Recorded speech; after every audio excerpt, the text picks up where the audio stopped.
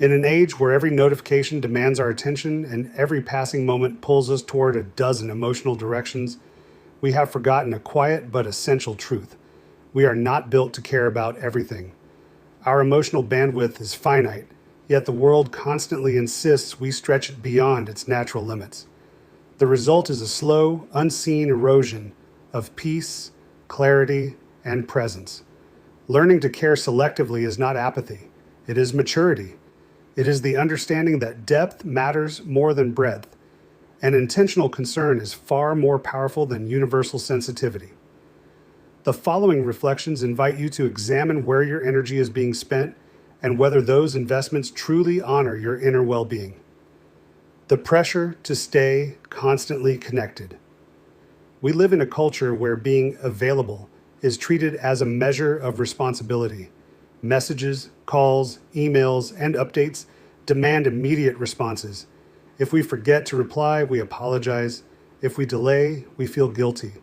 But this constant connectivity fractures our attention. It trains us to live in fragments rather than in moments. We feel compelled to answer every ping, even when our mind is tired, even when our heart is elsewhere. Caring less about being constantly reachable does not mean ignoring people. It means recognizing that your time and presence are precious. It means reclaiming the right to pause before responding. It means acknowledging that silence is not neglect. It is self-respect. When you stop trying to keep up with every message the moment it arrives, you discover the pleasure of mindful engagement rather than mechanical reaction. The illusion of productivity. Our era glorifies busyness. Productivity apps, hustle culture, and optimization strategies convince us that every minute must be maximized. Rest becomes guilt, and stillness becomes a flaw. We measure our days by output rather than experience. We confuse motion with progress and exhaustion with achievement. Slowly, we begin to believe that our worth is tied to how much we produce rather than who we are. Caring less about constant productivity does not mean becoming lazy. It means redefining success in human terms rather than industrial metrics. Some of the most meaningful breakthroughs in life happen not during intense work, but in quiet, unstructured spaces, a long walk, a slow morning, an unplanned conversation. When you loosen productivity's grip, you allow creativity, intuition, and joy to return. Old narratives that no longer serve you. We all carry stories about who we are. Stories we absorb from family, society, or past versions of ourselves. You should be more responsible. You're not bold enough. You always mess things up. You're not the type of person who can succeed. These narratives often go unquestioned for years, quietly shaping our decisions and limiting our potential. We obey them out of habit, not truth. Caring less about outdated narratives means gently acknowledging that you have changed.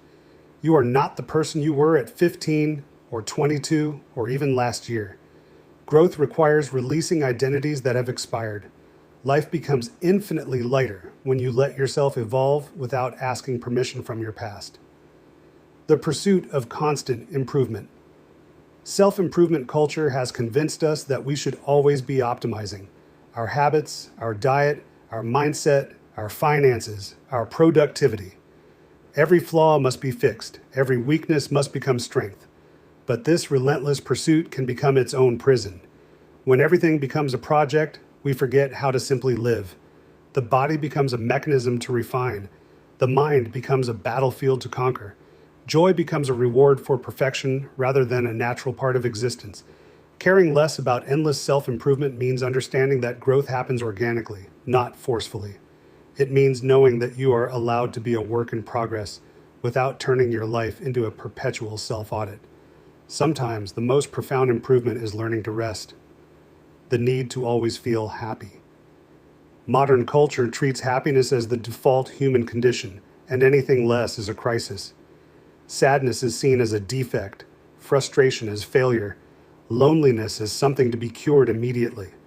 This expectation creates unnecessary pressure. We begin to care too much about eliminating negative emotions rather than understanding them. Yet every feeling has a purpose. Sadness deepens empathy. Anger signals boundaries. Fear alerts us to danger. Loneliness points to unmet connection. Caring less about being constantly happy allows you to experience the full spectrum of your humanity without judgment. It allows emotional authenticity rather than emotional performance. Happiness becomes richer when it is not demanded but allowed. The fear of missing out, opportunities, events, gatherings, trips, trends. There's always something happening somewhere. The digital world amplifies this, showing us endless streams of people living seemingly better moments. The fear of missing out keeps us in perpetual comparison. We say yes to things we don't enjoy just to avoid feeling left behind. We stretch ourselves thin, trying to be everywhere. Caring less about missing out means realizing that your life is not a competition for experiences. Depth of connection matters more than the number of activities. Meaningful moments cannot be measured by how photogenic they are. When you stop chasing everything, you finally have the space to notice what truly enriches you. Material accumulation. We are constantly told that more is better. More gadgets, more outfits, more upgrades, more subscriptions. Our homes fill with items we barely use. Our minds fill with desires that never end. But each new possession demands attention, maintenance, storage, mental load. The more we own, the more scattered we become. Caring less about accumulating things does not mean rejecting comfort. It means choosing intentionally. It means valuing experiences over possessions, clarity over clutter, purpose over impulse. Simplicity is not lack. It is abundance of the right things. Impressing people you don't even know. We often make decisions based on imaginations of how others might perceive us. We worry about seeming successful, interesting, or respectable to people whose lives barely intersect with ours. We curate our actions to win approval that holds no real meaning. Caring less about impressing strangers means remembering that real relationships are built on presence, kindness, and authenticity, not performance. It means realizing that peace is more valuable than admiration. Approval fades. Inner alignment does not. Escalating expectations. As soon as we achieve something, the bar moves. A promotion leads to expectations of another. Fitness progress demands further perfection. Financial growth creates new standards to maintain. We rarely stop to acknowledge how far we've come because we're too focused on what's next. Caring less about ever-rising expectations means learning to pause, to celebrate, to rest without guilt, to allow satisfaction rather than chasing an endless finish line. Ambition without appreciation becomes a burden, not a blessing. The myth of the perfect life. Every day we encounter stories, online or offline, about people who appear to have everything figured out. Perfect relationships, perfect jobs, perfect routines. These portrayals create unrealistic expectations of what life should look like. But life is inherently uneven. It unfolds in seasons of growth, quiet, chaos, recovery, joy, and uncertainty. Caring less about the illusion of a perfect life means embracing your own path without comparison. It means understanding that imperfections are not failures. They are texture, depth, and authenticity. Your life is not supposed to look like anyone else's. It is supposed to feel like yours. Spoken obligations and forced politeness. We often participate in conversations, gatherings, and obligations simply because it is socially expected. We smile when we're tired, agree when we're unsure, and pretend to be interested to avoid discomfort. These small performances accumulate over time, leaving us drained. Caring less about obligatory interactions means honoring your capacity. It means giving yourself permission to decline gently, to listen authentically, and to engage only when your presence is genuine. Relationships deepen not through constant interaction, but sincere connection. Emotional labor that isn't yours to carry. Many of us become silent caretakers of other people's emotions. We absorb their stress, soothe their anxieties, carry their disappointments, and stabilize their storms, often at the cost of our own peace. We convince ourselves that being a good friend, partner, or sibling means being endlessly available. We listen even when our heart is heavy. We support even when we are running on empty. We hold space for others while silently abandoning ourselves. But emotional generosity without boundaries becomes self-sacrifice. It creates an invisible fatigue that builds quietly over time.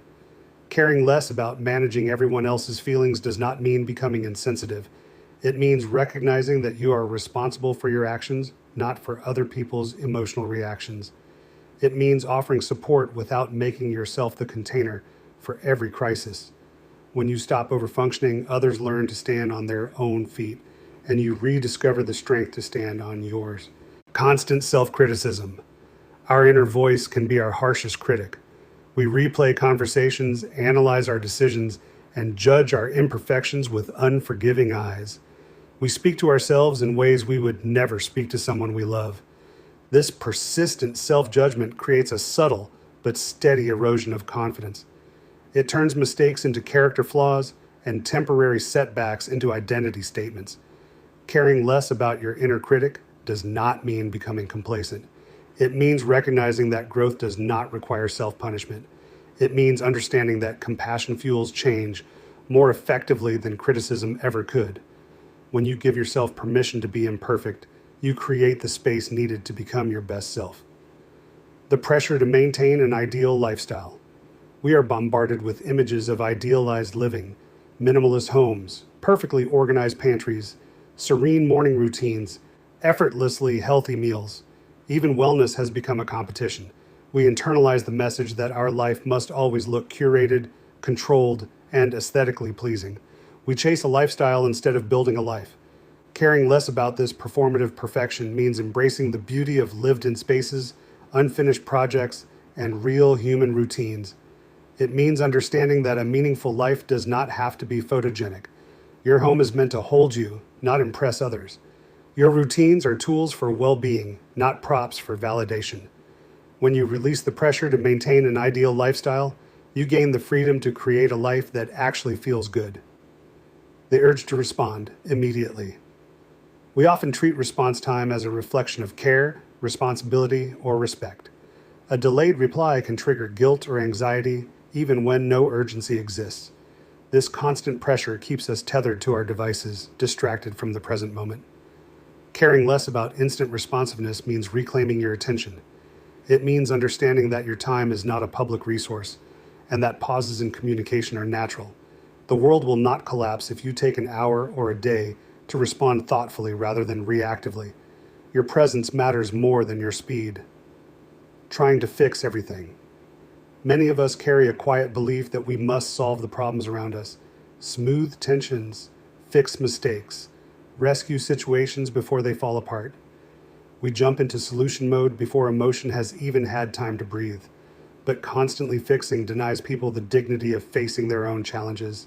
It turns us into human repair tools rather than whole individuals.